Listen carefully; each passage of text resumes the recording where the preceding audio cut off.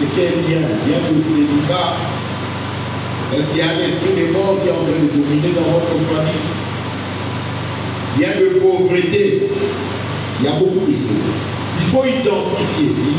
N'imitez pas ce qu'avaient fait les autres. Chaque famille a son histoire, a ses pactes, a ses totems, donc il faut identifier. Demandez au Saint-Esprit d'identifier quel est le problème, quels sont les esprits qui règnent dans votre famille. Essayez de briser ce lien-là. Bien aimé, du point de vue théologique, on considère que le salut de Jésus-Christ rend le chrétien libre de toute malédiction héréditaire. Parce qu'on devient une nouvelle création.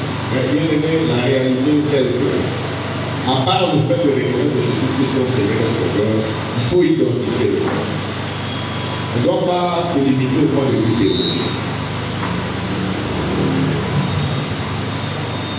Ce terme signifie aussi, esprit de famille signifie aussi une cohésion sociale, l'esprit d'équipe ou une série d'équipes.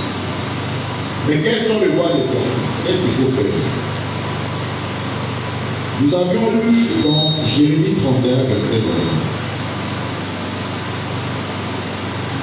20. Dans le livre du prophète Jérémie,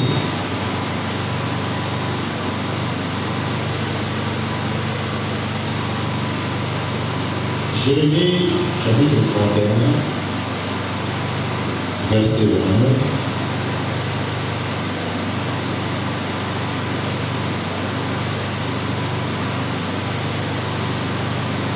On ira même jusqu'à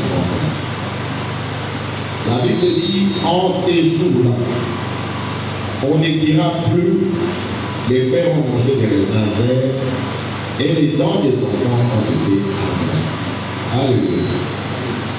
Verset 30 dit, mais chacun mourra pour sa propre iniquité. Tout homme qui mangera des raisins verts, ses dents en seront agacées. Si nous lisons déjà ces deux versets-là, il y avait un proverbe en Israël qui disait que les parents mangeaient des raisins verts, les pères ont mangé des raisins verts et les dents des enfants sont agacées. C'est-à-dire les péchés des parents ont des conséquences sur les générations. C'est ça la réalité de l'esprit de Dieu. C'est ça la signification de cet esprit. Nos parents, pour aller chasser, ils faisaient des pactes avec le diable. Mais pour ne pas être qualifiés des sorciers, en contrepartie, ils sacrifiaient la génération. Au lieu de sacrifier ses contemporains, sinon les gens vont se rendre compte de ce qu'ils pratiquent. Ils sacrifient la génération future. Donc, il passe sa vie en tant que grand chasseur, les démons l'aident à pratiquer la chasse, il meurt, mais vous êtes sacrifié. Et ce pacte-là subsiste. Alléluia. Il a mangé des raisins verts et vos dents sont agacées. Vous verrez, comme une soeur qui avait témoigné, elle était grosse. Il commençait à dépasser les 9 mois. On lui a demandé d'aller à l'hôpital, maman et bon, elle a dit non. Tous les membres de ma famille qui sont allés accoucher là-bas sont morts. Est-ce normal? Elle, quand elle est allée à l'hôpital de Kitambo, elle s'est vue sortir de son corps. Donc elle était aussi morte. Elle a vu son esprit sortir de son corps. Elle a vu son corps rester parce qu'on lui faisait une césarienne. Son esprit était poussé par un vent dans le pouvoir. Elle était allée avec sa sœur intercesseuse. Les médecins l'ont chassée en disant à l'Assemblée. Elle se voyait partir dans le couloir, poussée par un vent irrésistible. À un certain moment, quelque chose l'a bloqué.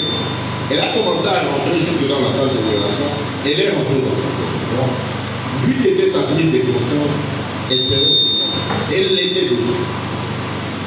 Elle est revenue dans son corps, c'est comme ça que, bon, finalement, elle est sortie de ce corps. Donc, nos parents, ils ont mangé des raisins verts. Chez les pêcheurs, même chose. Si vous allez à Kisama visiter les chutes de Kenya, vous verrez, dans des chutes comme Kitsuka ici, les gens ont construit avec avec des arbres, des lianes, une sorte de village dans une ville valais. Des grands pêcheurs, mais derrière, il y a des bateaux avec eux. Si vous allez ici au fleuve, ce ne sont pas les Abatékés ou les Baou, ce sont les Okélés qui sont ici avec le fleuve. Ce sont eux. Ils sont capables de plonger